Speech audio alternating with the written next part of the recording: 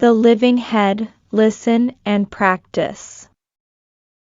Long ago, there lived a man and his wife who had no children. How they wanted to have a child, but it seemed they would never have one. So they prayed to their god, Deva, and earnestly requested him to bless them with a son, even if it were only a head. At last Deva pitied them, and gave them a head for a son. The poor couple were shocked to find that they had only a head for a son. They were very sad at first. How will he grow up, and how could they live with such a child? But then they remembered their request. Gradually, they ceased to think of their and their child's misfortune, and grew to love him very much.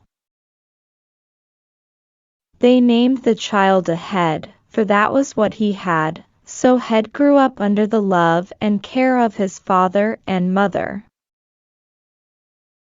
Though everyone laughed at him at first, his nice behavior and cheerful disposition won him many friends, and he was taught and brought up like any other human being. One day Head saw the chief's daughter pass the house, and fell in love with her.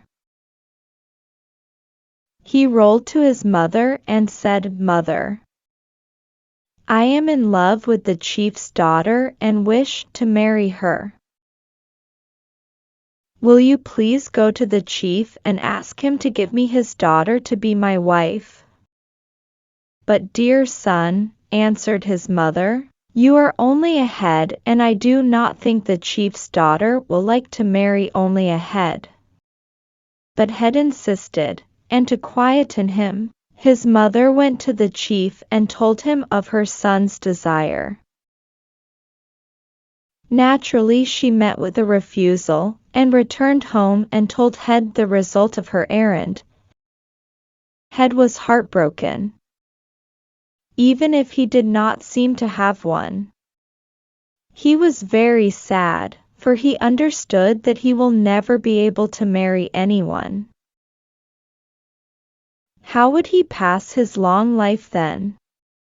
He rolled downstairs into the garden and began to sink into the ground. "Head, come up," said his mother, "and let us eat." "Sink! Sink! Sink!" cried Head. "Head, come up and let us eat," repeated his mother. "Sink! Sink! Sink!" Head desperately tried to bury himself into the ground. Head's mother rushed to save her son, but it was too late. Head had already sunk himself into the ground. In vain did she try to take him out. The poor woman cried, and her husband tried to dig Head out. But he had gone somewhere deep inside. A few days later, his parents were surprised to find that a tree had sprang up just where Head had sunk. Very soon, it bore large, round fruit, almost as large as a child's head. The poor parents hugged the tree and loved it as long as they lived.